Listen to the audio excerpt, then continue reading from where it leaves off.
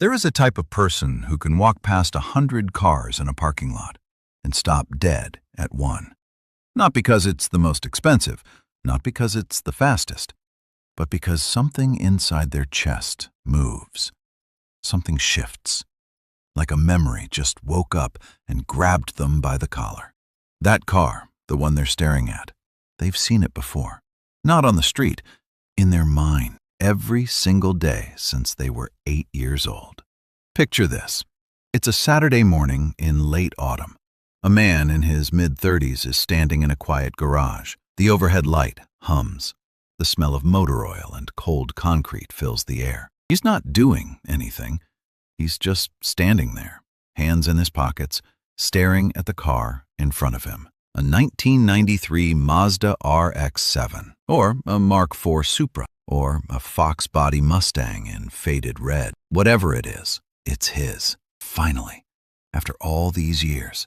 He doesn't rev it. He doesn't move. He just looks at it, the way you look at something you were afraid you'd never have. So why does a grown adult feel this kind of emotion about a machine made of steel and rubber?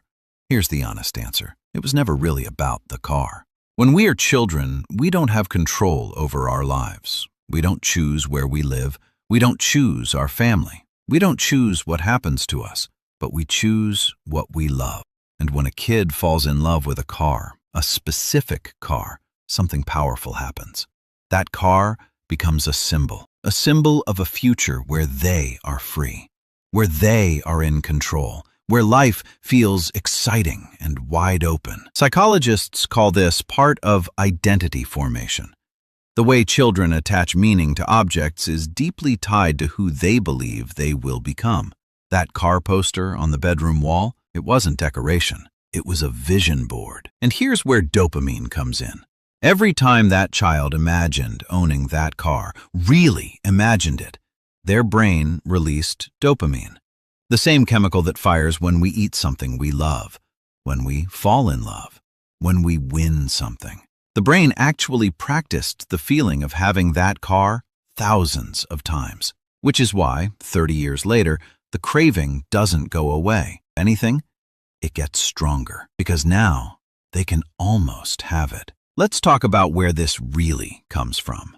Because for most millennials, the childhood dream car has a face attached to it. There's a father in this story, or an uncle, or an older brother who drove something cool on a Saturday afternoon. Think about this person. He was maybe 11 years old. He's in the passenger seat of his dad's car. Not a special car, just a regular car. But on the way home, they pass a dealership, and in the window, sitting under white lights like it's on a throne, is the car. His dad slows down, doesn't stop, just slows, and says something like, "Now that's a car." 2 seconds. That's all it takes.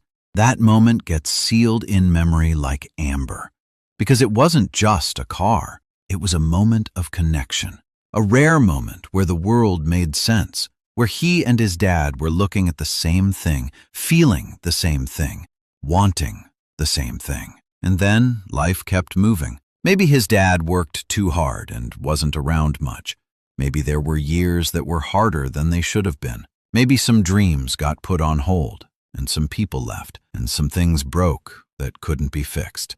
But the car stayed, in the bedroom poster, in the screensaver, in the corner of his mind during meetings and commutes and ordinary Tuesdays. Psychologists talk about something called nostalgic attachment, the way our minds hold on to certain memories not because they were perfect, but because they represent something we deeply needed. For many millennials, that car is a direct line back to a time when the future felt limitless, when they were young enough to believe that everything good was still coming. And here's what makes this generation different. Millennials grew up during a moment of cultural chaos. The 1990s and early 2000s were full of iconic machines. The kind of cars that showed up in video games, in movies, in music videos. The Supra in Fast and Furious. The Evo against the STI in every street racing fantasy they ever had. The NSX sitting in the background of every gaming magazine cover. These cars weren't just cars. They were part of the language of who they wanted to be. And then adulthood arrived. Student loans arrived. Rent arrived. Responsibility arrived. And the car, the dream, got pushed to later. Always later. Now here's the part most people don't say out loud. When a millennial finally buys their childhood dream car, or spends years trying to, they are not just buying a vehicle. They are sending a message to their younger self. They are saying, I made it.